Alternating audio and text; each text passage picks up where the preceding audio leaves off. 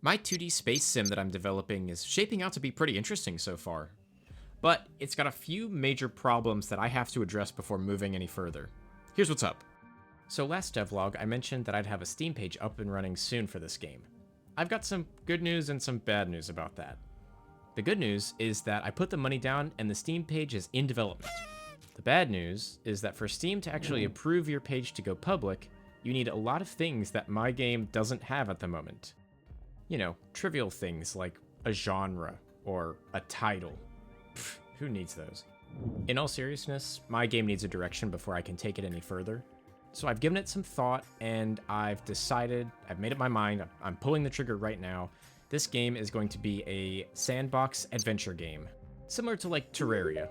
There's going to be building, there's going to be progression, there's going to be bosses, all that good stuff. But to get it to that point where I can publish the page on Steam, there's a lot of issues that I need to address. The first of which being the game's open world, or would it be open space? Open universe? Just the game's play area, the play area in the game. Sure, I could take a leaf out of Minecraft's book and have the whole world take place over one level infinitely, but I think a system more conducive to progression and storytelling are systems, or basically a bunch of smaller levels scattered around and connected on a map. I'm a big fan of the way FTL handles this. You can see every adjacent system that's connected to yours, and you can jump to any one of them too. Plus, some of them have helpful info on the map, like if they're a distress beacon or if there's a store. So the way I've decided to implement that into my game is with these beacons. You can approach the beacon and interact with it to open up this galaxy map, which will show you which of the systems you can jump to. The idea is I want to have these systems represent different biomes almost, like in Terraria. Different enemies, different environments, different resources, you get the point. But on top of that, some of these systems can house important gameplay beats, like a boss arena or a story mission. The possibilities are endless, really. And not gonna lie, that endlessness is a little bit daunting. So what I've done for now is I've just went ahead and implemented the basics of this map system, and I'll revisit level design or random level generation at a later date. Now, something crucial for a sandbox adventure game like mine to have is an inventory. Things like crafting and building are almost impossible without it. So I made this inventory UI for the player's starship. You can collect items out in the world and they'll go straight to your inventory, and you can move and swap things around. And in the future, I'd like to have some sort of equipment slots for like weapons or thrusters or something akin to the accessory system in Terraria, where you can equip certain items to give you special bonuses or abilities. And while we're on the topic of Terraria, I am a really big fan of the crafting trees for some of the items.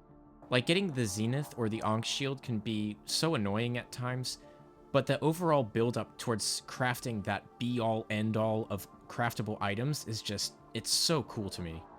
While I would like to have something like that in my game, I definitely want to make it more accessible because half of Terraria is just looking at wikis, and I'm not the biggest fan of that, so I will definitely have some sort of way of looking at these crafting trees in-game. As for the crafting itself, I'm not exactly sure how I want to handle it at the moment. I do like the simplicity of Terraria's crafting system, where as long as you've got the resources, you just press a button and bam, you've got the item. But I also like Minecraft's approach, where it's almost like a mini-game. You have to place certain blocks or items in certain patterns to get the actual item you want to craft. I wouldn't be copying Minecraft's system exactly, but I think a mini-game involved with the actual crafting of an item could be super fun and interesting. So I'll see if I can experiment around and come up with something fun. And now I've finally included something that should have been included at the very start of this experiment. Weapons. Like, come on, a space game without laser guns is like toast without butter. I was actually pretty surprised with how quickly I was able to implement the first weapon. Certainly not because I forgot to make sure it had cooldowns on it. But I think it actually turned out alright. It pushes back any physics objects that it blasts, and it's got a little bit of a cooldown on it. And theoretically, it would do damage to anything that could take damage, which is nothing, because nothing in this game has health or can take damage yet. Like I said, there's a lot of issues with this game. This will be probably the next thing I work on, honestly. But all things considered, it is turning out pretty nice. I like the direction I'm going in now. I have a clear vision, which before it felt like I was working on this game with a blindfold on. I had no clue where I was going with any of this stuff. I'm really looking forward to continuing to work on this game, and I've got some really big plans and some really cool ideas for things that are coming up next.